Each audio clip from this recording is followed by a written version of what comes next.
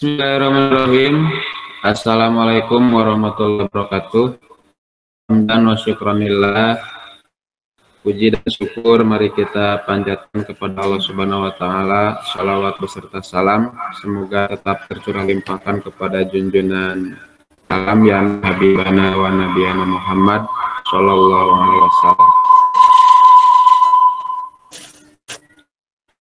Bapak dan Ibu, terima kasih atas kehadirannya pada kegiatan diseminasi penyebaran pemahaman modul 1.4 tentang budaya positif yang diselenggarakan secara daring melalui aplikasi Google Meet yang khusus diberikan bagi guru dan tenaga kependidikan di SDN Burujul, Kecamatan Parupang, Kabupaten Tasikmalaya, serta Bapak dan Ibu guru tamu di wilayah Kecamatan Parung Ponteng. Sebelumnya mohon izin saya selaku moderator dan pembicara pada kegiatan kali ini untuk menyampaikan acara yang akan kita laksanakan di hari ini, yaitu sebagai berikut. Pertama, pembukaan, yang kedua pembacaan ayat suci Al-Quran, yang ketiga menyanyikan lagu Indonesia Raya, kemudian acara yang keempat yaitu kegiatan inti yang terbagi menjadi dua sesi. Untuk sesi pertama yakni diseminasi penyebaran pemahaman budaya positif yang akan disampaikan oleh Bapak Andi Utama MPD selaku Kepala Sekolah sekaligus peserta program pendidikan guru penggerak angkatan ke-11. Lanjut pada sesi yang kedua yaitu sesi diskusi dan tanya jawab. Untuk acara yang kelima dan keenam yaitu doa dan tutup. Bapak Ibu yang saya hormati, untuk waktu, marilah sama-sama membuka acara ini dengan bacaan basmalah bersama-sama. Bismillahirrahmanirrahim. Mudah-mudahan acara diseminasi di pagi ini dari awal sampai akhir ada dalam kelancaran. Amin ya Allah ya Rabbal alamin. Selanjutnya pada acara yang kedua yakni pembacaan ayat suci Al-Quran. Marilah kita bersama-sama pada kesempatan kali ini untuk bersama-sama membacakan surah Al-Fatihah. Bismillahirrahmanirrahim. Alhamdulillahirabbil alamin. Arrahmanirrahim. Maliki yaumiddin. Iyyaka na'budu wa iyyaka nasta'in. Ihdinas siratal mustaqim. Shiratal ladzina an'amta 'alaihim. Mudah-mudahan keberkahan dari surah Al-Fatihah diberikan oleh Allah Subhanahu wa taala kepada kita semua. Amin ya rabbal alamin. Bapak dan Ibu, untuk acara selanjutnya yakni nyanyikan lagu Indonesia Raya. Tadi dimohon menduduk tegak kepada seluruh hadirin, dimohon sekali lagi untuk mengambil sikap duduk tegak.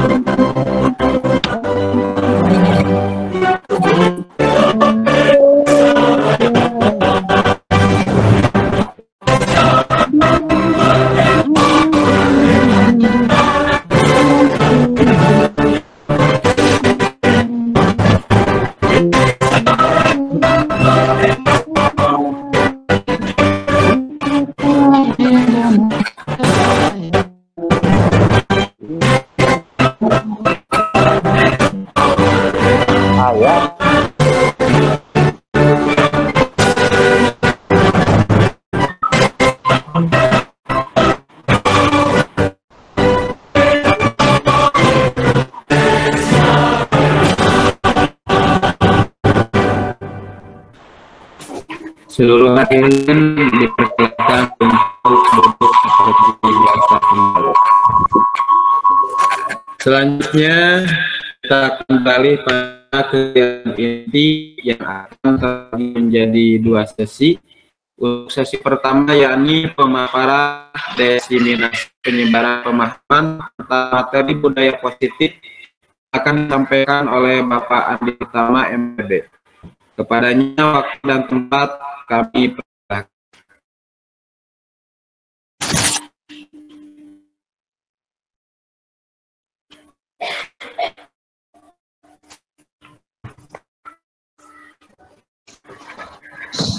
Bismillahirrahmanirrahim. Assalamualaikum warahmatullahi wabarakatuh. Alhamdulillahirrahmanirrahim. Wa alihi washabihi ajmain. Syukur kita panjatkan kehadirat Allah Subhanahu wa taala yang mana pada kesempatan kali ini kita bisa sama-sama hadir dan kegiatan seminasi penyebaran pemahaman budaya positif yang dikhususkan bagi guru dan tenaga pendidikan di SDN Burujo, Kecamatan Parung Ponteng, Kabupaten Tasikmalaya, dan beserta Bapak dan Ibu guru tamu. Tak lupa sholawat serta salam semoga curahkan kepada kita ya Muhammad Sallallahu Alaihi Wasallam. Bapak dan Ibu, dalam kesempatan kali ini yang pertama saya ucap terima kasih kepada Pak Firman selaku moderator yang telah memberikan kesempatan, dan juga kepada Bapak dan Ibu guru, Pak tamu undangan. Kebetulan sih saya lihat ada Pak Agus juga K3S, alhamdulillah berkenan hadir pada kesempatan kali ini. Terima kasih Pak. Kesempatan kali ini Bapak dan Ibu sekali, sebetulnya ini adalah kegiatan kewajiban dari salah satu penyelesaian modul 1.4 di mana saya merupakan peserta pendidik guru penggerak. Dan kesempatan kali ini sebelum melaksanakan kegiatan, saya di sini berharap bahwa ini tidak seperti apa namanya ya, menggurui atau misalnya kepada Bapak Ibu yang memang pengalaman mengajar pendidiknya lebih daripada saya tentunya, tapi hanya bersifat untuk menginspirasi. Seperti pada judul kegiatan tadi disampaikan bahwa ini adalah penyebaran pemahaman. Pertama, saya juga melihat dari sekolah lain, kebetulan Bapak dan Ibu guru alumni penggerak yang memang dalam kesempatan kali ini Bapak dan Ibu guru penggerak artinya sudah memahami tentang budaya positif itu. Jadi isinya sifat dalam kegiatan kali ini mungkin hanya bersifat reinforcement atau penguatan kembali seperti itu. Bapak dan Ibu, karena keterbatasan waktu juga, kita langsung saja mulai pada Waalaikumsalam. Terus mulai. Antos Bapak, Mak. Ya. Salah jengang. Bismillahirrahmanirrahim warahmatullahi wabarakatuh. Waalaikumsalam warahmatullahi wabarakatuh. Dan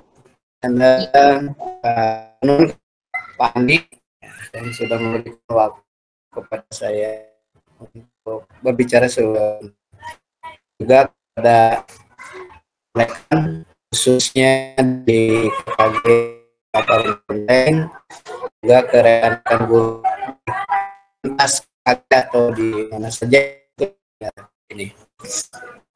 Yang kami ingin sampaikan sekali lagi terima kasih kepada juga kepada pengurus dua Parung Ponteng yang telah melaksanakan kegiatan WRI dalam meskipun diselesaikan kita selaku pendidik dan anak-anak. Hari ini gagas kegiatan webinar mengenai temanya untuk kegiatan disiplin positif yang kami harapkan kepada Bapak Ibu semua, silakan nanti ya, tim teknik kemudian kami dan dan sebaik-baiknya di rumah kita masing-masing, yaitu terutama di sekolah kita. Yang memang mengenai disiplin positif, nah, itu perlu ya. Tapi saya jangan disiplin positif itu menjadi pampangan saja, menjadi kesepakatan saja, tapi nantinya menjadi keyakinan kita masing-masing. Setelah kita membuat kesepakatan jangan di kelas saja kita membuat kesepakatan, jangan di kita buat kesepakatan, tapi kesepakatan itu harus dilanjutkan dengan keyakinan kita untuk melaksanakan itu. Jadi ya ini yang paling bagus ya, yang perlu kita pahami, perlu kita laksanakan setelah kita masing-masing. Jadi sekali lagi katakan dari wakilan dari kepala sekolah gugus 2 Parungpanteng, kami ucapkan terima kasih dan selamat mengikuti kegiatan ini sampai mudah-mudahan apa yang kita dapatkan hari ini baik secara dengan webinar ini juga atau dengan langsung oleh guru-guru penggerak yang itu, mudah-mudahan bermanfaat terutama untuk anak-anak didik kita. Mungkin ya, terima kasih sekali lagi, maaf kami tidak bisa mengikuti seluruh kegiatan ini. Selamat mengikuti sampai tuntas, mudah-mudahan semuanya. Sekian, terima kasih. Assalamualaikum warahmatullahi wabarakatuh. Waalaikumsalam warahmatullahi taala wabarakatuh. Baik, terima kasih kepada izin ya, Pak ya, turun ya, siap Bapak. Terima kasih kepada Bapak Ketua guys Kecamatan Parungpanteng, Bapak Agus Hermawan yang memberikan webinar kepada kita semua terkait dengan materi di awal tadi terkait dengan budaya positif. Mudah-mudahan apa yang kita simak hari ini bisa menjadi terutama implementasi. Baik Pak dan Ibu, supaya waktu efektif saya akan kembali untuk mempresentasikan apa yang menjadi inti dari kegiatan hari ini. Mohon izin, sudah lihat Pak Firman? Belum. Sekarang sudah? Sebelum terkendala ringan mungkin ya. Sudah? Belum.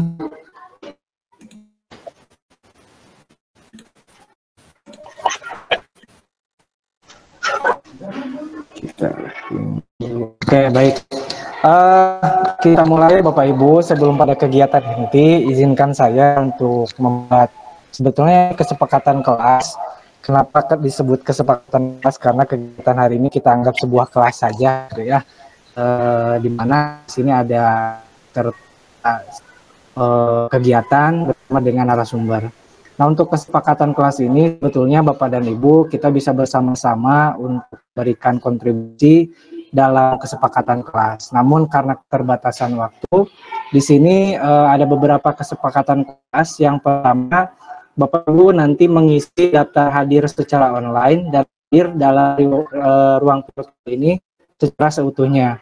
Menyalakan kamera dan mikrofon sesuai dengan kebutuhan, serta mengaktifkan tombol raise hand apabila mengajukan pendapat atau memberi pertanyaan. Sepertinya Bapak Ibu yang sudah terbiasa mengikuti kegiatan Google Meeting atau Zoom, silakan Bapak Ibu untuk kita bersama-sama memanfaatkan fitur yang ada di Google Meeting. Seperti itu ya. Selanjutnya, sebelum kita mulai, nah ini kita ice breaking dulu, tapi ice breaking ini lebih kepada kita mindful saja. Bapak dan Ibu silahkan cari posisi duduk yang nyaman, suasana yang nyaman, hati yang tenang, pikiran yang fresh, tidak memikirkan apapun, fokus ke kegiatan pada kali. Mari kita bersama-sama menarik nafas dalam-dalam, hitungan 3. 1, 2, 3, tahan dan hembuskan. Relax. Boleh Bapak Ibu pejamkan mata dulu. Jangan nanti ketiduran. Silakan tarik nafas kembali. lalu hembuskan. Mudah-mudahan Bapak dan Ibu bisa fokus ya. Nah, sekarang kita berlanjut pada kegiatan inti, yaitu pengimbasan tentang aksi nyata modul 1.4 budaya positif. Sebelumnya saya memperkenalkan terlebih dahulu, barangkali Bapak dan Ibu belum kenal saya, tak kenal maka tak aruf. Nama saya Andi Utama. Kebetulan pada kegiatan kali ini saya peserta pendidikan guru penggerak angkatan 11 dari Kabupaten Tasikmalaya.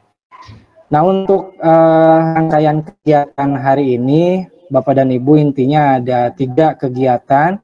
Yang pertama, untuk kegiatan pembukaannya adalah pengisian daftar hadir secara online nanti, pembukaan dan kegiatan inti, serta di akhir kita akan melaksanakan refleksi dan umpan balik. Nah, untuk kegiatan Bapak Ibu sudah disampaikan bahwa Bapak dan Ibu nanti akan mengisi daftar hadir serta persiapan pada ruangan virtual agar aman dan nyaman saat melaksanakan diseminasi atau penyebaran materi pemahaman secara daring.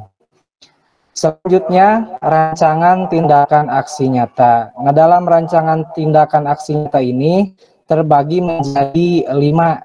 Di antaranya adalah latar belakang, tujuan, tolok ukur, lini masa, dan terakhir adalah dukungan yang dibutuhkan. Pertama, latar belakang. Jadi apa yang melatar belakangi dari kegiatan penyebaran pemahaman tentang budaya positif ini, bahwa konsep inti dari budaya positif ini belum dipahami secara merata oleh seluruh warga sekolah, sehingga lingkungan sekolah yang positif bagi murid belum tercipta dengan baik. Bahkan belum meratanya pemahaman tersebut, maka perlu dilaksanakan sebuah nyata dalam bentuk pengimbasan pemahaman agar segera terbangun budaya positif di lingkungan sekolah. Nah, baik Bapak dan Ibu, pada kegiatan kali ini latar belakang memang pada kegiatan aksinya ini adalah lebih kepada menyebarkan pemahaman sebetulnya. Jadi kita berdiskusi, bukan berarti saya melakukan sebuah kegiatan yang harus menjadi contoh dan dilakukan implementasikan oleh Bapak Ibu, tidak seperti itu. Tapi memang lebih kepada berikan pengetahuan, atau misalnya sekarang memberikan tentang apa itu materi tentang budaya positif. Bukan berarti budaya yang kemarin kita laksanakan itu negatif, tidak seperti itu. Tapi memang sebetulnya saya yakin Bapak dan Ibu guru hebat semua sudah melaksanakan budaya positif ini di sekolahnya masing-masing. Hanya saja mungkin terkait dengan apa itu istilah tentang budaya positif, apa itu tentang segitiga restitusi, nah itu yang betul-betul harus kita pahami bersama. Jadi pada intinya saya yakin Bapak dan Ibu sudah melaksanakan tentang budaya positif ini. Yang selanjutnya, tujuan dari kegiatan ini yaitu meningkatkan pemahaman warga sekolah tentang budaya positif. Selanjutnya, terbentuknya motivasi intrinsik pada murid melalui pembuatan keyakinan sekolah atau keyakinan kelas. Jadi yang digarisbawahi terutama dalam motivasi intrinsik ini, motivasi yang timbul, sebentar yang masuk ya, mohon izin. Ya, jadi terbentuknya motivasi intrinsik pada murid ini yang memang lebih ditekankan, karena nanti dalam pemahaman berikutnya kita akan mengenal terkait dengan motivasi intrinsik dan motivasi ekstrinsik ya dari dalam diri murid. Selanjutnya tolok ukur. Tolok ukur dalam kegiatan ini yang pertama terlaksananya diseminasi pemahaman budaya positif di sekolah. Terciptanya keyakinan kelas melalui kesepakatan yang dilakukan oleh kelas dan murid. Warga sekolah saling berintegritas dalam menjalankan keyakinan sekolah yang telah disepakati, serta segitiga restitusi menjadi alat utama dalam menyelesaikan persoalan kelas. Lini masa berkoordinasi dengan seluruh stakeholder dan warga sekolah, melakukan diseminasi konsep budaya positif, serta menyusun keyakinan kelas atau keyakinan sekolah dan menempelkannya di dinding kelas. Terakhir adalah dukungan.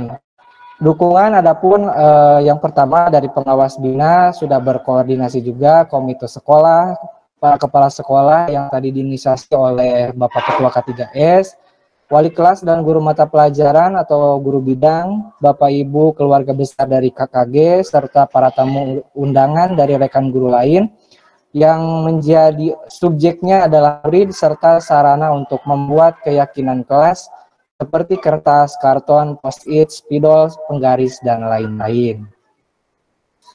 Selanjutnya kita beranjak kepada kegiatan inti. Nah, itu tadi yang menjadi latar belakang atau konsep kenapa kami para peserta pendidikan guru penggerak harus melaksanakan aksi nyata pada modul 1.4 ini.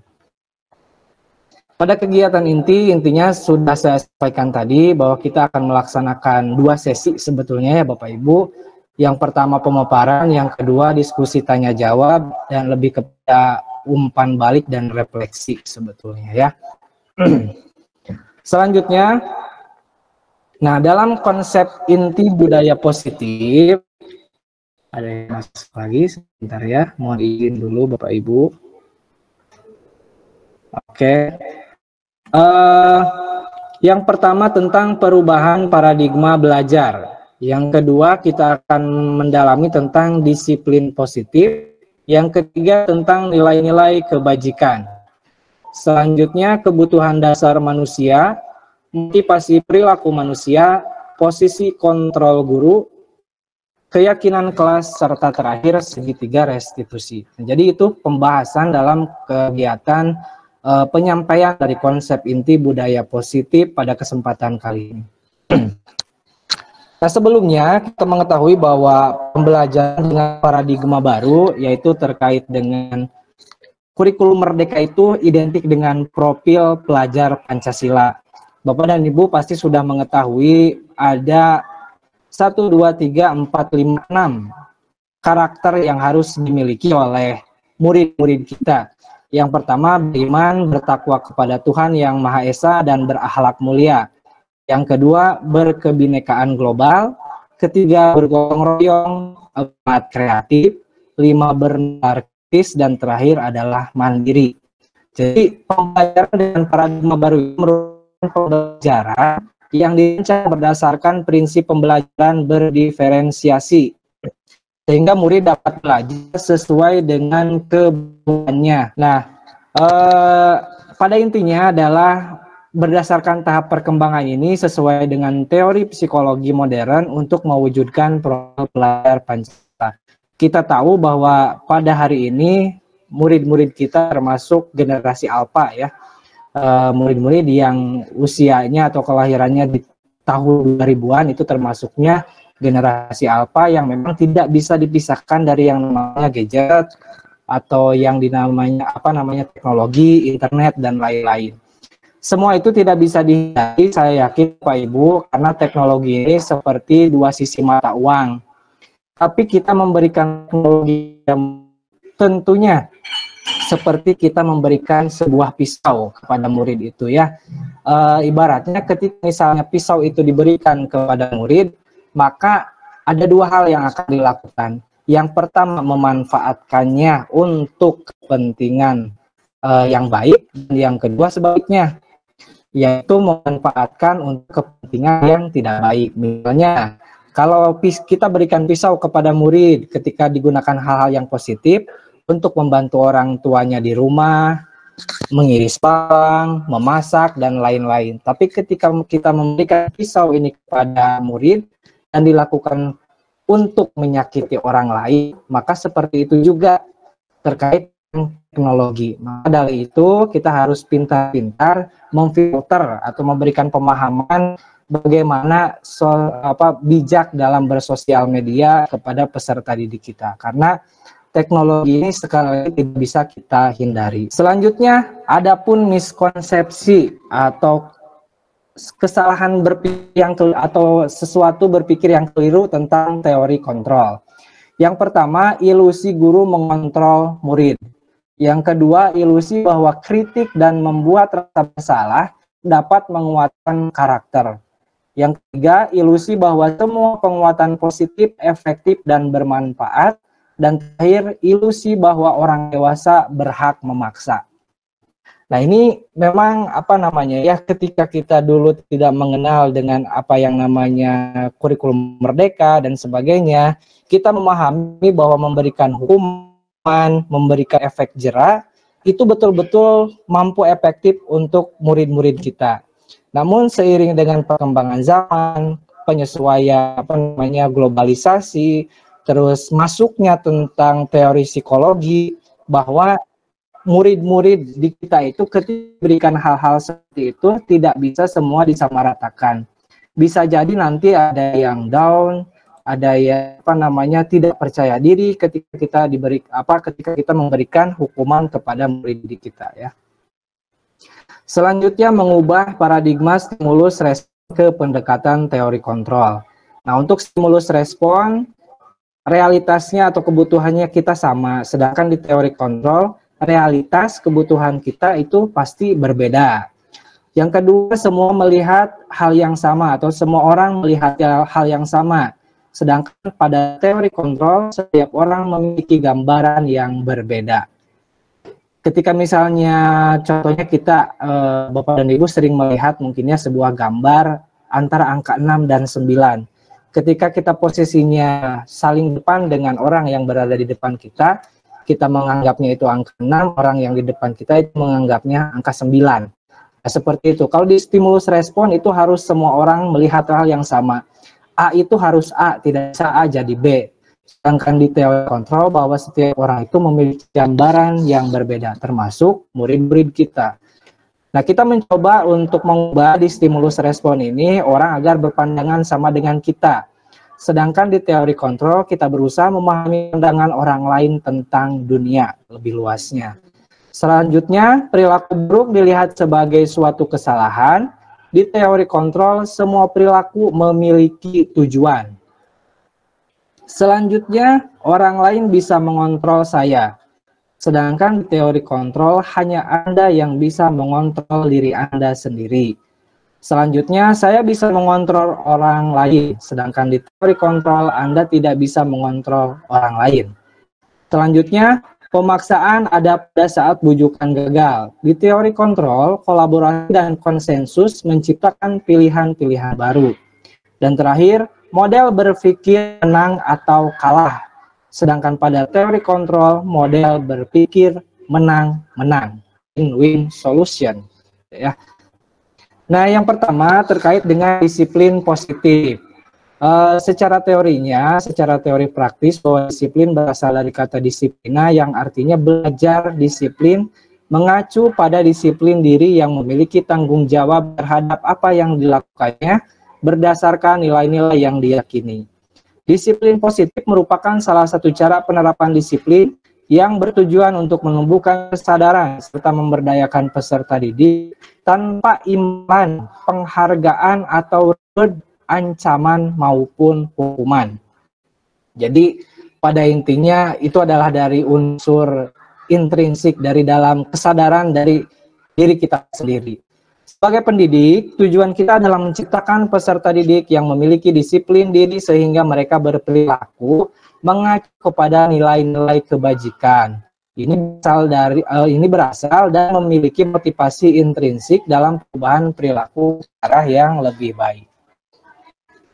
Selanjutnya kita membahas tentang macam-macam atau jenis-jenis ataupun sikap-sikap dalam nilai-nilai kebajikan. Bahwa nilai yang disepakati bersama lepas dari suku, bangsa, agama, bahasa, maupun latar belakangnya. Yang pertama, kita tahu bahwa tentang nilai-nilai kebajikan dalam profil Pancasila yang tadi disampaikan ada 6. Yang selanjutnya, ini terkait dengan IBO Primary Year Program atau PYP, diantaranya sikap-sikap toleransi, rasa hormat, integritas, mandiri, menghargai, antusias, empati, keinginan, kreativitas, kerjasama, percaya diri, dan komitmen.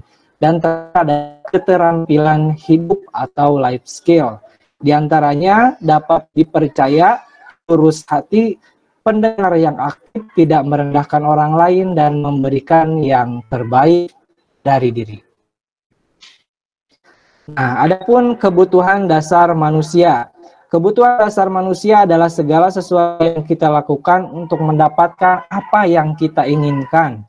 Seluruh tindakan kita lakukan memiliki tujuan tertentu dan semua usaha terbaik yang kita lakukan adalah dalam rangka agar kebutuhan dasar kita terpenuhi dengan baik. Kita tahu bahwa Bapak dan Ibu guru sama manusia ya, termasuk dengan murid-murid kita sama manusia, yang berarti murid-murid kita pun memiliki kebutuhan dasar sebagai manusia. Sebagaimana tadi saya sampaikan bahwa apa itu kebutuhan dasar, yakni segala sesuatu yang kita lakukan untuk mendapatkan apa yang kita inginkan. Nah, ini adalah 5 kebutuhan dasar manusia. Di antaranya yang pertama bertahan hidup, yakni seperti makan, pakaian, tempat tinggal, keamanan, dan kesehatan. Yang kedua, kebutuhan dasar manusia yaitu kasih sayang dan rasa diterima. Rasa diterima, dipedulikan, berbagi, kerjasama, menjadi bagian dalam kelompok. Yang ketiga, penguasaan. Di antaranya harga diri, keinginan untuk dianggap memimpin, berprestasi, diakui, dan didengar. Selanjutnya kebebasan, yaitu mandiri, memiliki pilihan, mencoba hal baru, mampu mengendalikan ke arah dirinya. Dan terakhir adalah kesenangan, seperti bermain, humor, antusiasme, dan tertawa. Nah itu terkait dengan 5 kebutuhan dasar manusia ini, yang dimana kita harus memiliki perspektif yang sama, bahwa peserta didik kita juga sama memiliki 5 kebutuhan dasar. Ketika misalnya Bapak dan Ibu menemukan ada murid-murid kita yang katakanlah selalu mencari perhatian dan sebagainya, karena memang itu adalah kebutuhan dasarnya yang memang harus mereka penuhi. Salah satunya tadi kan rasa diterima, dipedulikan, berbagi, dan sebagainya. Jadi ini mudah-mudahan menjadi informasi yang bermanfaat bagi Bapak dan Ibu bahwa setiap murid itu memiliki kebutuhan dasar yang berbeda-beda, dan kelima hal ini harus atau biasanya memang dimiliki oleh setiap manusia. Selanjutnya motivasi perilaku manusia. Ada 2 motivasi perilaku manusia yang terbagi menjadi ekstrinsik dan intrinsik. Yang pertama tentang ekstrinsik. Nah, ini adalah untuk menghindari ketidaknyamanan atau hukuman. Yang kedua untuk mendapatkan imbalan atau penghargaan. Nah, jadi Bapak dan Ibu, kita memahami bahwa tadi unsur ekstrinsik ini yang memang lebih sering ditekankan oleh kita ketika misalnya memberikan punishment kepada murid-murid kita. Jadi ketika murid memahami atau menerapkan aturan atau mematuhi aturan, karena memang unsur ekstrinsiknya yang memang kuat. Jadi menghindari ketidaknyamanan karena takut dihukum, atau misalnya sebaliknya untuk mendapatkan imbalan. Misalkan Bapak Ibu sering dikasih reward bagi siswa yang datang pertama dan lain-lain. Nah, itu adalah unsur ekstrinsiknya. Sedangkan kita harus lebih fokus kepada unsur intrinsik, yaitu untuk menjadi orang yang mereka inginkan dan menghargai diri sendiri dengan nilai yang mereka percaya. Jadi sering kita lupakan bahwa ketika memberikan punishment itu kita menguatkan tentang nilai intrinsik ini. Jadi kesadaran dalam diri murid ataupun kesadaran ketika misalnya Bapak Ibu sebagai guru yang patuh dan taat terhadap aturan sekolah dan sebagainya. Nah, biasanya kita hanya berfokus kepada unsur ekstrinsik saja. Tapi ketika misalnya kita sudah betul-betul memahami ada unsur intrinsik ini, bahwa tadi ada nilai-nilai kebajikan dalam peraturan-peraturan tersebut, dalam aturan kelas, aturan sekolah, maka unsur ekstrinsik ini hanya bersifat bonus saja, atau hanya lingkungan saja, gitu, seperti itu. Yang selanjutnya perbedaan. Nah, ini perbedaan, 3 perbedaan antara hukuman, konsekuensi, dan restitusi. Hukuman itu biasanya tidak terencana. Tiba-tiba murid tidak tahu apa-apa yang akan terjadi, atau tidak dilibatkan bersifat satu arah berupa hukuman fisik atau psikis.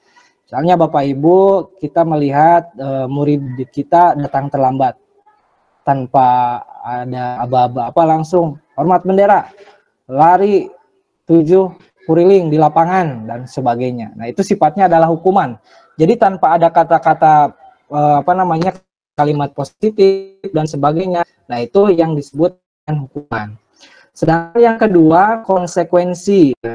Konsekuensi itu sebetulnya terencana, disepakati sesuai peraturan murid, tetap dibuat tidak nyaman.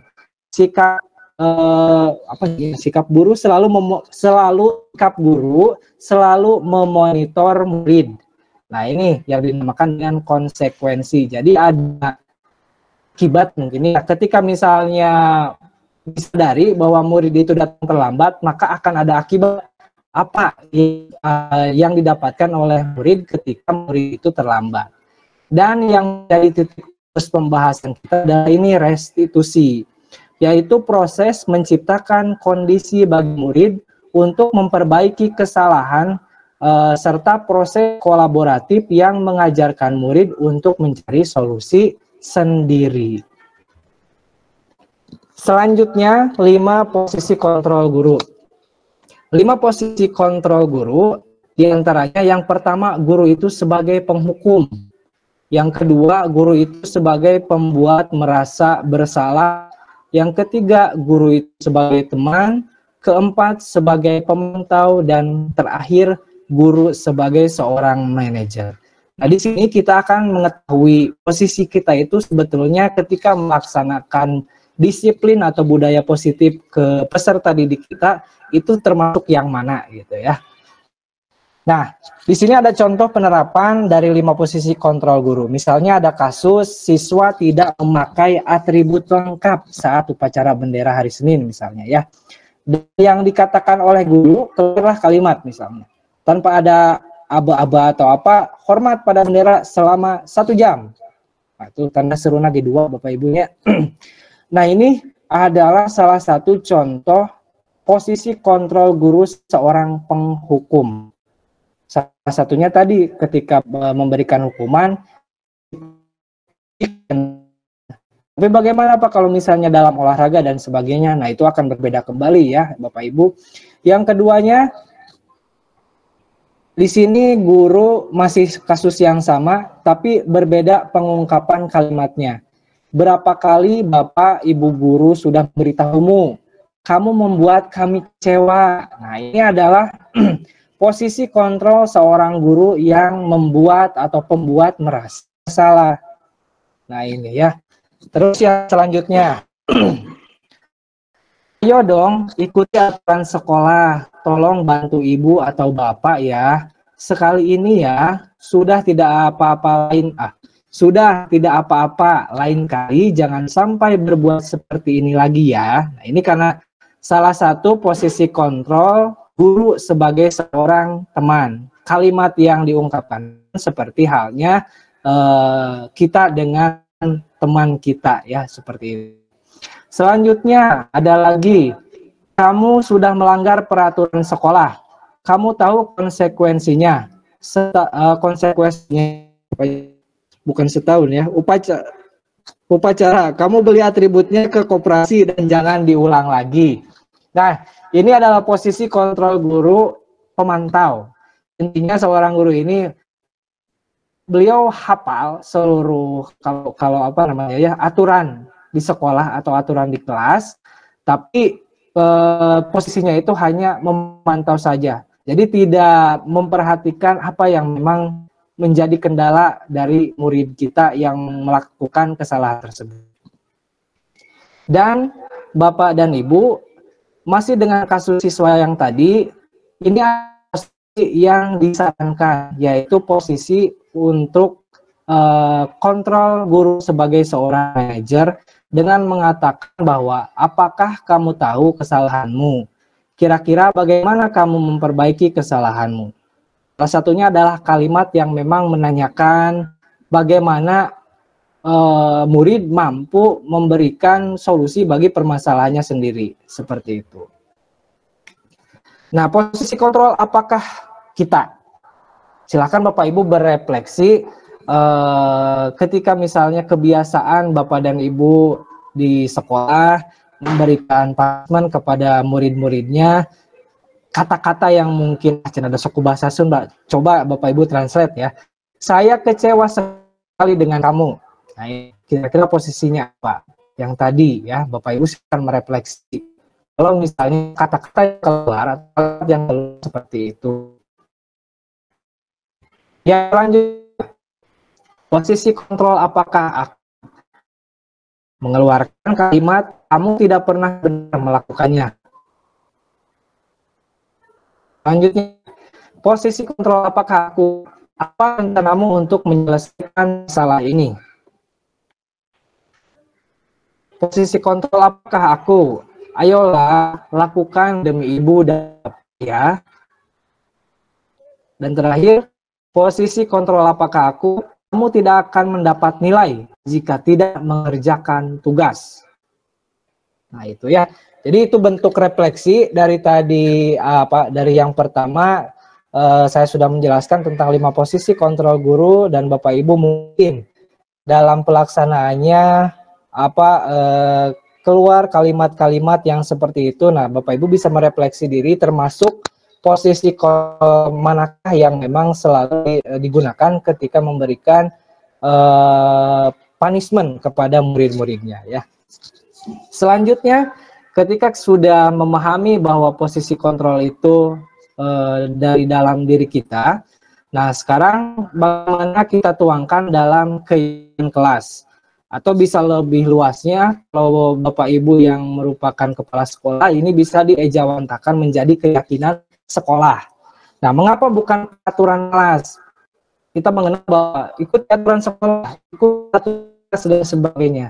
Bapak Ibu nanti kita biasakan bahwa bukan aturan, tapi keyakinan kelas atau keyakinan sekolah.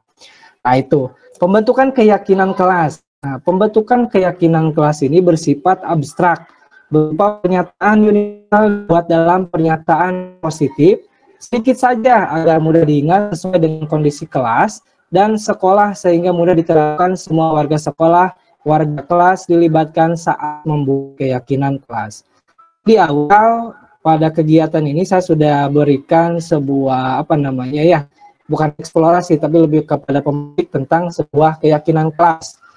Keyakinan kelas itu bukan kalau bisa, tapi memang tidak boleh satu arah. Jadi betul-betul keyakinan kelas itu dibuat oleh guru dan murid. Dan nanti disepakati bersama terkait dengan apa saja yang menjadi keyakinan kelas atau keyakinan sekolah yang kita terapkan di sekolah atau di dalam kelas. Itu tentang keyakinan kelas. Selanjutnya yang kedua, tiga restitusi. Nah, adapun pengertian dari segitiga restitusi yaitu satu proses dialog yang dijalankan oleh guru agar dapat menghasilkan dan bertanggung jawab. Dan selanjutnya ada 3 tahapan segitiga restitusi. Yang pertama menstabilkan identitas, yang kedua validasi yang salah, keyakinan. Nah, ini adalah tahapan segitiga restitusi. Yang pertama, menstabilkan identitas di mana yaitu berdasarkan prinsip membuat kesalahan adalah bagian dari proses pembelajaran. Seperti salah satu dirjen ya, beraktor itu baik gitu ya. Nah, kalimat-kalimat yang bisa kita gunakan, berbuat salah itu wajar. Tidak ada manusia yang sempurna. Ibu bapak juga pernah melakukan itu. Ibu bapak tidak mau mencari siapa yang salah, tapi ibu bapak ingin mencari solusi dari permasalahan ini. Terus kamu merasa begitu. Nah, ini adalah identitas. Secara mental, peserta didik ketika melakukan kesalahan, Bapak dan Ibu, seperti ketika kita melihat api yang panas, kita langsung buyur dengan air yang banyak, maka akan ngebul gitu kan, mengeluarkan asap dan sebagainya. Begitupun siswa ketika melakukan kesalahan itu tidak bisa serta-merta kita memberikan punishment, tapi betul-betul distabilkan dulu identitasnya. Buat setelah itu wajar, siap kita biarkan apa namanya mental itu kuat ketika sudah melakukan kesalahan. Yang kedua, setelah kita identitas, kita melaksanakan validasi tindakan yang salah. Nah, berdasarkan prinsip validasi tindakan yang salah ini, yaitu setiap perilaku berupaya memenuhi suatu kebutuhan tertentu. Pasti ada alasan kenapa berbuat seperti itu, kenapa siswa melakukan kesalahan. Nah, ini kalimat-kalimat yang bisa kita gunakan seperti kamu pasti punya alasan mengapa melakukan hal itu, padahal kamu bisa melakukan yang lebih buruk dari ini. Kamu patut melindungi sesuatu yang penting buatmu. Kamu melakukannya karena mempertahankan sesuatu yang penting bagimu.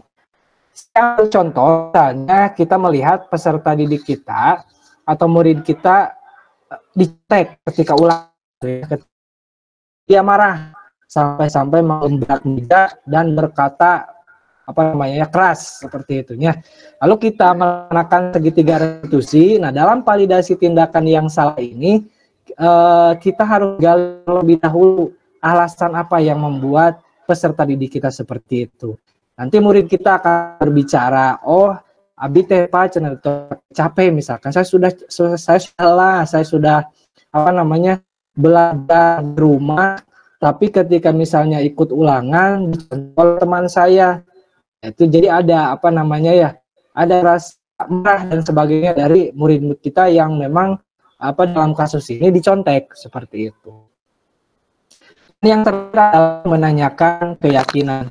Nah, menanyakan keyakinan ini yaitu berdasarkan prinsip teori kontrol bahwa pada dasarnya kita termotivasi secara intrinsik, yaitu tadi dari dalam pertanyaan atau pernyataan atau kalimat positif yang bisa digunakan berupa pertanyaan keyakinan, yaitu keyakinan kelas kita, nilai apa telah sepakat bersama, atau seperti apa gambaran sebuah kelas sosial menurut kamu, atau kamu ingin orang yang seperti apa. Kalau misalnya tadi ada contoh Bapak dan Ibu, kita sudah membuat keyakinan kelas misalnya ya, di tahap pertama itu. Yang keduanya kita menemukan kasus yang tadi misalnya murid kita lalu marah-marah dan sebagainya. Nah, di tahap menanyakan keyakinan kelas ini kita tanyakan kepada murid, di apa yang menjadi keyakinan kelas kita, apa keyakinan kelas yang dilanggar oleh murid kita. Misalnya tadi karena menggebrak meja, berteriak keras dan sebagainya, itu sudah melanggar keyakinan kelas yang dibuat karena tidak menghargai orang lain. Meskipun dalam posisinya misalnya karena dia marah atau murid kita marah karena memang dicontek gitu, seperti itu. Begitupun nanti penyelesaian kasus untuk yang satu lagi, untuk anak yang menconteknya pasti akan berbeda juga. Nah, itu ya Bapak dan Ibu kurang lebihnya. Yang pertama terkait dengan contoh aksi nyatanya bahwa Bapak dan Ibu bisa menerapkan positif ini dari mulai tadi pembuatan keyakinan kelas, terus mohon maaf dari pemahaman terkait dengan paradigma budaya positif dan sebagainya, profil pelajar Pancasila, implementasi seperti apa, kedua penyusunan atau pembuatan keyakinan kelas, dan terakhir adalah segi restitusi. Nah, kesimpulannya pada kegiatan diseminasi kali ini Bapak dan Ibu, secara teori praktis ini bagi Bapak dan Ibu yang memang sudah menjadi alumni guru penggerak sudah dengan yang namanya budaya positif, segitiga restitusi dan lain-lain. Namun bagi Bapak dan Ibu yang memang masih proses ataupun belum mengikuti kegiatan ini, mudah-mudahan menjadi informasi yang bermanfaat bagi kita semua, karena memang sekali lagi kita mencari relevansi dari perkembangan zaman. Apakah memang metode-metode yang kita gunakan yang menjadi metode klasikal di masa lalu itu masih dapat digunakan atau perlu pembaharuan, atau mungkin sebetulnya harus diganti dan sebagainya ya. Dan terakhir Bapak dan Ibu, refleksi dari kegiatan diseminasi kali ini, semoga Bapak dan Ibu atau kita semua mampu mengimplementasikan dengan sekuat tenaga tanpa mengutamakan atau tanpa kehilangan motivasi ketika kita terikat dengan sebuah serba kekurangan, serba keterbatasan dari sarana dan prasarana. Karena sekali lagi kita harus lebih fokus pada potensi, baik itu potensi sekolah, baik itu potensi guru-guru, baik itu potensi dari murid-murid kita. Jadi jangan hanya terus kepada masalah saja. Nah, untuk yang selanjutnya yakni kepada sesi tanggapan umpan balik dan rencana tindak lanjut. Kurang lebih Ibu itu yang saya sampaikan pada kesempatan kali ini, mudah-mudahan bermanfaat. Hanya sebuah materi sederhana dan saya yakin Bapak dan Ibu sudah melaksanakan budaya positif. Kalau misalnya ini memberikan pengetahuan baru atau misalnya hanya berupa istilah dan sebagainya, nah ini bisa menjadi ini bisa menjadi motivasi untuk kita semua ya. Dan terakhir dari saya, salam guru penggerak, semoga tergerak, lekas bergerak, dan mari menggerakkan. Bila taufiq wal hidayah, wassalamualaikum warahmatullahi wabarakatuh.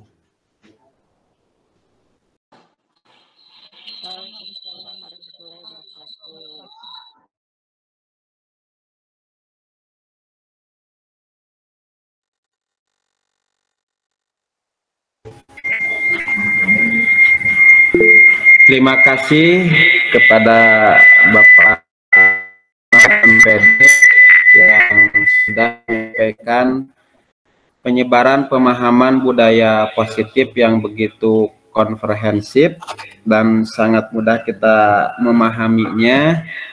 Mari kita berikan aplaus dulu kepada narasumber kita pada pagi hari ini.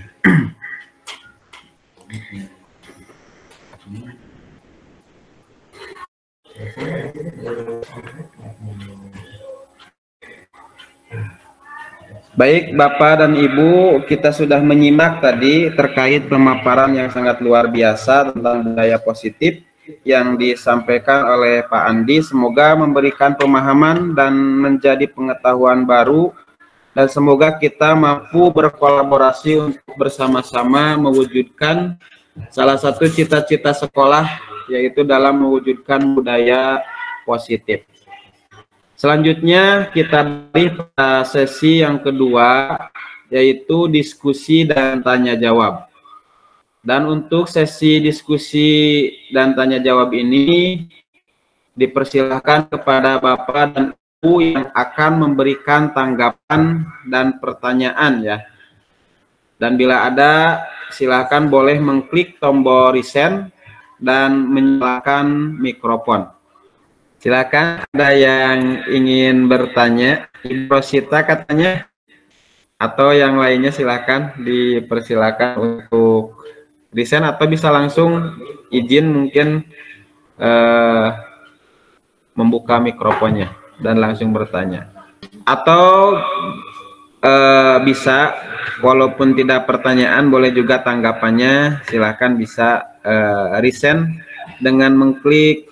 Ada di sana di salah satu fiturnya itu ada gambar tangan, bisa langsung diklik dan membuka mikrofonnya. Oh, ada ini Ibu Reni. Ya, terima kasih Ibu Reni. Ya, sudah resign, silakan dibuka mikrofonnya dan pertanyaannya silakan dibacakan atau disampaikan. Ya, terima kasih Bapak atas waktunya memberikan kesempatan kepada saya untuk bertanya. Tadi dari pemaparan Pak Andi menjelaskan mengenai fungsi guru. Nah, dalam fungsi guru itu ada yang sebagai teman, sebagai penghukum. Yang ingin saya tanyakan, fungsi guru yang mana yang paling efektif digunakan ketika kita berada di kelas? Seperti itu Pak. Terima kasih. Assalamualaikum. Terima kasih Bu atas pertanyaannya. Pak Andi, apakah mau ditampung dulu atau langsung dijawab? Takut lupa, langsung saja ya Pak ya. Siap. Jadi mungkin saya review dulu pertanyaannya. Jadi dari kelima posisi kontrol guru, mana yang paling efektif? Itu mungkin Ibu Reni ya. mana yang paling efektif dan yang paling ideal diterapkan di sekolah atau di kelas. Silakan Pak Andi. Oke, baik. Terima kasih Pak Firman, dan terima kasih juga kepada Ibu Reni atas pertanyaan yang ditanyakan. Nah, ini terkait dengan posisi kontrol yang paling baik yang memang diimplementasikan oleh guru. Nah, sesuai dengan apa namanya ya yang saya pelajari, bahwa posisi kontrol yang paling baik adalah yang terakhir, yaitu sebagai seorang manajer ya Bapak Ibu. Jadi dalam posisi kontrol manajer ini Bapak Ibu terkait dengan terutama bahwa setiap murid itu diberikan kesempatan untuk menyelesaikan masalahnya. Nah, ketika misalnya kita memposisikan sebagai penghukum tadi kan hanya satu arah ya. Istilahnya ketika murid terlambat langsung diberi hukum fisik tanpa ditanya kenapa terlambat dan sebagainya. Nah, ini kan salah satu memang yang sering kita lakukan. Dan tidak apa namanya dikatakan boleh-boleh saja ya boleh-boleh saja, tapi yang namanya posisi kontrol yang lebih baik adalah yang manajer ini. Yang kedua misalnya pembuat merasa bersalah.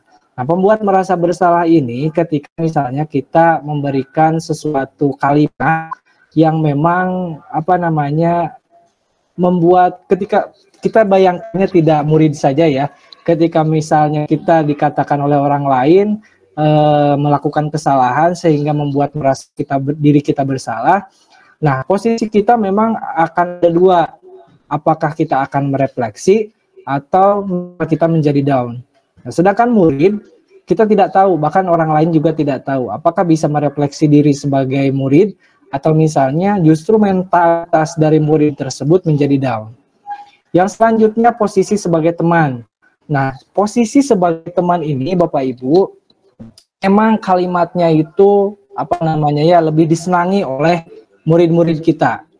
Kalimat-kalimat positifnya, tapi tidak semua murid itu bisa memahami makna kalimat positif sebagai teman. Dengan lingkungan anak yang berbeda, misal seperti murid kita itu kan berbeda-beda lingkungan keluarga dan sebagainya ya. Misalkan murid kita itu di rumahnya katakanlah kalau orang tuanya itu keras, militer gitu kan ya. Tapi ketika misalnya kita di sini di sekolah, ketika misalnya kita berikan kalimat positifnya itu sebagai seorang teman, itu tentu akan efektif. Nah, jadi dalam penggunaan kalimat positif sebagai teman pun itu bisa kurang sempurna. Dan selanjutnya sebagai pemantau. Nah, ini kalau pemantau sudah jelas, intinya sebab akibat. Jadi murid itu pokoknya jika maka. Jika kamu terlambat ada konsekuensinya. Nah, gitu. Udah gitu aja. Sebagai pemantau tidak mau tahu. Pokoknya ketika melakukan kesalahan akan ada konsekuensi yang harus dilaksanakan oleh murid. Sedangkan adalah posisi yang terbaik yaitu seorang manajer. Di mana seorang manajer ini bertanya, posisi kontrolnya sebagai seorang manajer ini ada sebab akibat, jika makanya, dan terutama bisa memberikan atau menerangkan tentang restitusi dalam 3 tahap tadi. Jadi posisi manajer ini yang terakhir terutama mengedepankan atau menekankan bagaimana peserta didik kita menyelesaikan masalahnya sendiri.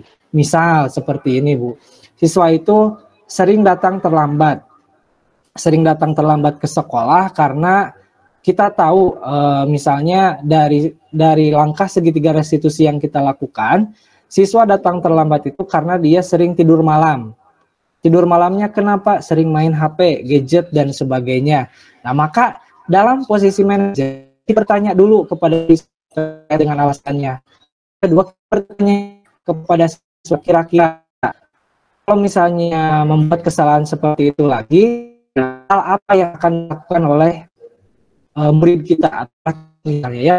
Nah, jadi siswa akan berpikir sering bangun siang karena sering main HP sampai larut malam sebagainya. Maka siswa akan menyelesaikan salah satu masalah, misalnya saya tidak akan lagi bermain HP atau gadget yang terlalu sampai larut malam seperti itu. Jadi posisi seperti itu yang memang dibutuhkan oleh guru.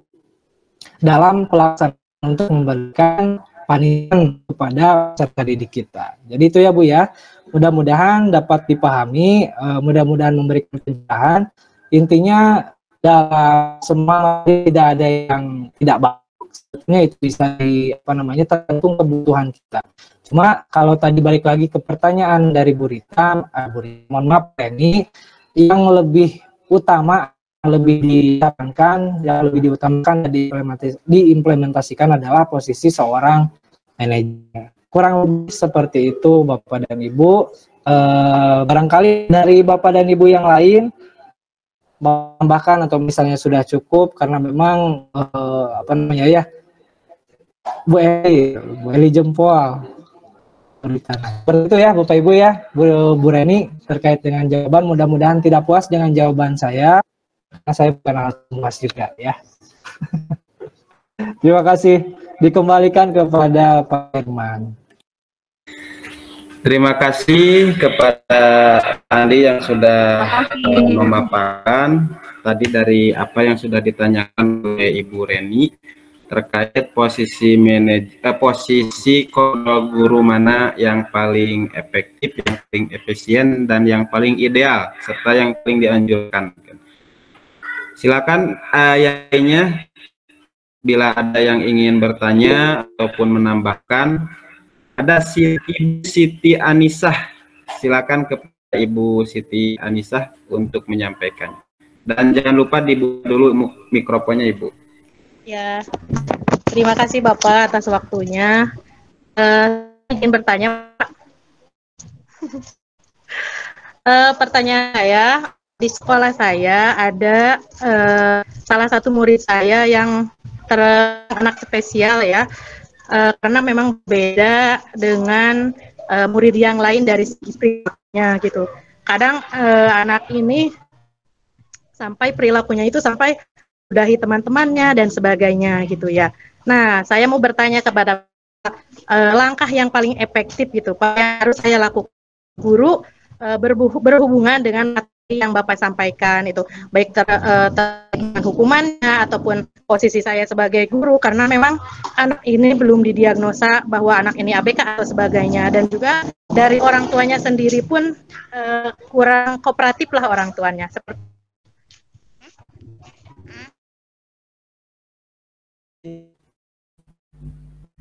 Baik Ibu, terima kasih atas pertanyaannya. Jadi mungkin di review sedikit, takut ada miss ya tentang pertanyaannya. Jadi Ibu ini, Bu Siti Anisah ini mendapatkan kasus, mungkin di sekolahnya salah satu kasusnya adalah anaknya itu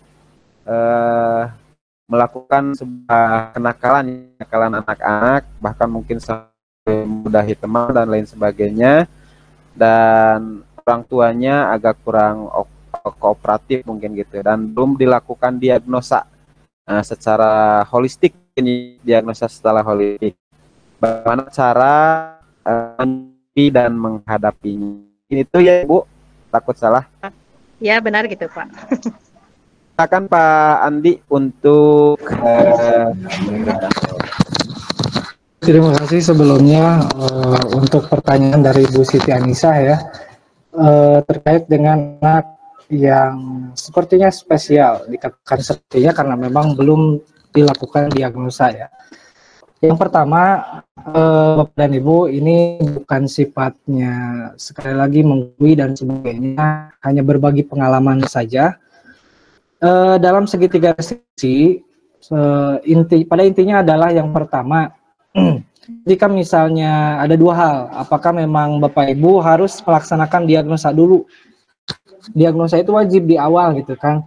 Dalam diagnosa ini, ketika misalnya Bapak Ibu diagnosanya dikatakan kita bahwa ABK itu sering berpikir itu yang di bawah, mohon maaf ya. Tapi ketika misalnya Bapak dan Ibu paham yang namanya berkebutuhan khusus itu tidak hanya yang di bawah, tapi siswa yang memang memiliki rata IQ tinggi dan sebagainya pun itu merupakan siswa berkebutuhan khusus. Nah, seperti tadi dalam kasus Ibu Siti Anisah terkait misalnya siswanya yang memang berperilaku mungkin ya. Berarti kita fokusnya kepada perilaku. Karena secara pengetahuan pun tadi kan tidak disampaikan kognitifnya gimana dan sebagainya. Nah, langkah pertama yang pasti dilakukan oleh guru adalah kita harus mengetahui diagnosanya dulu. Mendiagnosa ini Bapak dan Ibu tidaklah mudah. Yang keduanya kita harus bekerja sama juga dengan orang tuanya. Karena bagaimanapun segitiga restitusi ini tidak akan berjalan baik tanpa kolaborasi. Kolaborasi internal guru dengan guru itu sama. Ketika misalnya saya dengan guru B atau guru C, saya melakukan segitiga restitusi dan sebagainya, tapi misalnya dari dari guru B, guru C dan sebagainya itu berbeda lagi perlakuannya, maka tidak akan optimal. Jadi kolaborasi betul-betul dibutuhkan dalam hal ini. Ketika misalnya lebih jauh, Bapak dan Ibu tidak bisa menyelesaikannya di sekolah, maka Bapak Ibu lebih jauhnya kita kembali ke orang tuanya. Karena sekali lagi yang namanya orang tua itu lebih mengetahui dari ujung rambut sampai ujung kaki anaknya. Nah, kita itu sebagai orang tua kedua di sekolah dalam hal ini memfokuskan kepada yang pertama tentang kognitifnya peserta didik, yang kedua tentang perilakunya peserta didik. Nah, selanjutnya ketika memang sudah berkolaborasi dan sebagainya, sudah diketahui diagnosanya hasilnya seperti apa, nah Bapak Ibu ada tugas yang berat karena memang tentang perilaku ini tidak bisa semudah membalikan telapak tangan. Gitu ya. Kalau misalnya belajar menghafal dan sebagainya butuh proses yang tidak lama, tapi kalau masalah karakter, kepribadian, perilaku dan sebagainya itu butuh komitmen, butuh konsistensi, butuh kolaborasi dan sebagainya. Tidak bisa sekarang anak meludah misalkan ya, yang tadi yang misalkan ada kasus yang meludah, kita coba lakukan segitiga restitusi dengan kalimat-kalimat positif, sedangkan di lingkungan rumahnya itu dididiknya seperti militer misalnya. Tidak bisa kita dibuat kalimat positifnya, ade kunaon atuh ngaludah bae. Nah, tapi segitiga restitusi bisa berjalan, tetap dijalankan dari 3 tahap tersebut. Dari menstabilkan, terus yang kedua dari menstabilkan identitas sampai menanyakan keyakinan kelas. Hanya saja penggunaannya itu, meskipun Bapak Ibu jangan berpikir bahwa kalimat positif itu adalah kalimat lembek, tidak. Kalimat positif itu tegas bisa gitu ya. Cuma bagaimana sekali kita melihat karakter dari kebutuhan murid kita gitu. Nah, jadi ketika misalnya Bapak Ibu sudah melaksanakan diagnosis di awal pembelajaran, terus hasilnya misalkan yang tadi karena ada anak yang slow learning gitu ya, yang di bawah, ada yang justru di atas. Nah, kita itu justru yang di atas, anak yang di atas rata-rata, yang biasanya punten pinter tapi perilaku awon, bisa gitu ya gitu. Kadang-kadang tidak semua seperti itu. Nah, bagaimana menghadapinya? Karena memang yang namanya inklusif ini kita tidak bisa berjalan dengan basic seorang guru sekolah dasar. Tetap membutuhkan kerjasama dengan guru khusus. Kendalanya apa? Ya kendalanya banyak di kita gitu kan. Di kita itu tidak ada yang namanya guru BK. Guru kelas itu merangkap sebagai guru magna gitu istilahnya seperti itu. Nah, jadi tapi ketika misalnya kita sudah menemukan hasil bahwa memang ABK di bawah dan atas ini dikatakan tidak bisa normal dan sebagainya, maka perlu adanya kerjasama lanjutan dengan yang memang lebih memahami sesuai dengan bidangnya, terutama konseling dan psikolog seperti itu. Tapi tadi ketika misalnya kita juga melihat ini adalah kasus yang ringan, bisa dilakukan dengan kolaborasi, konsistensi.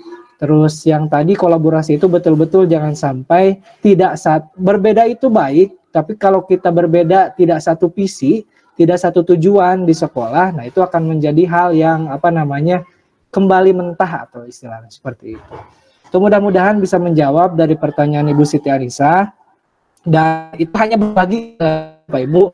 Saya tidak bermaksud menggurui karena memang dulu juga ketika pengalaman belum di Parung Ponteng di Kota Tasik, kebetulan sekolah yang saya tempat saya bekerja sekolah yang inklusif. Tapi memang terkait dengan sarana prasarana dan kebutuhannya itu disesuaikan dengan kebutuhan peserta didik. Ini sudah mendukung dari segi sarana dan prasarana. Kurang lebih seperti itu, Ibu Siti Anissa dan Pak Firman. Yang lain mungkin ada yang menambahkan, silahkan juga. Kita diskusi saja. Terima kasih Ibu Siti sama Pak Andi. Dan mungkin ada dari teman-teman yang lain yang ingin menambahkan ataupun ingin bertanya kembali, silahkan. Karena Pak Andi suka akan pertanyaan. Ada yang resign lagi? Bu Siti Anissa mau bertanya lagi? Enggak apa, kepencet. Oh, udah. Terima kasih. Bagaimana Pak Andi? Sudah mungkin? Kalau tidak ada, kita akhiri. Tapi kalau masih ada, silahkan yang mau menanggapi ataupun menambahkan ataupun mungkin ingin bertanya kembali, dipersilahkan. Berikan waktu sampai hitungan 10. 1, 2, 10. Ternyata tidak ada. Terima kasih pada teman-teman yang sudah memberikan pertanyaan. Terima kasih juga kepada Bapak Andi yang sudah memberikan pemaparannya yang cukup jelas. Mudah-mudahan kita semua bisa memahaminya dan mengamalkannya. Mungkin itu untuk sesi sesi tanya jawab. Selanjutnya acara yang selanjutnya sebelum ditutup kita akan foto bersama dulu.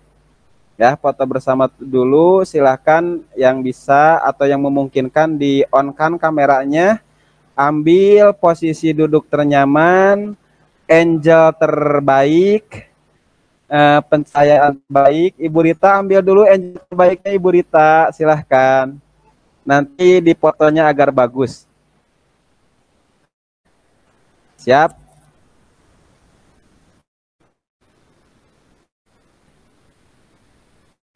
Acanya kala. Sok senyum teras sing lami.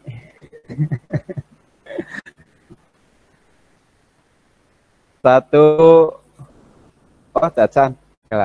Kala sana. Aya nuju beresan kene tak.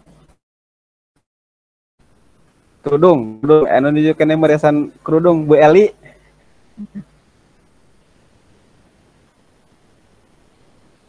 Siap. 1, 2, 3. Cheese. Sekali lagi. 1, 2, 3. Gaya terjun bebas. 1, 2, 3. Oke. Cukup. Baik Bapak Ibu, rangkaian kegiatan telah kita laksanakan bersama. Sebelum mengakhiri kegiatan ini, mari kita berdoa terlebih dahulu menutup kegiatan acara ini dengan pembacaan hamdalah bersama-sama. Alhamdulillah. Kafaratul majlis. Subhanakallahumma wa bihamdika asyhadu an la ilaha illa anta astaghfiruka wa atubu ilaik.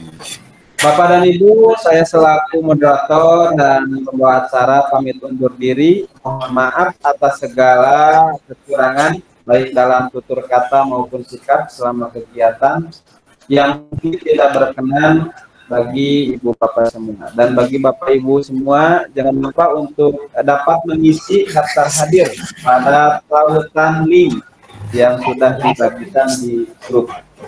Terima kasih. Dan terkhusus terima kasih kepada Bapak Tantan. Terkhusus terima kasih sudah mengikuti acara ini. Salam dari warga SDN Burujul. Wilujeng sumping Pak Tantan. Terima kasih. Assalamualaikum warahmatullahi wabarakatuh.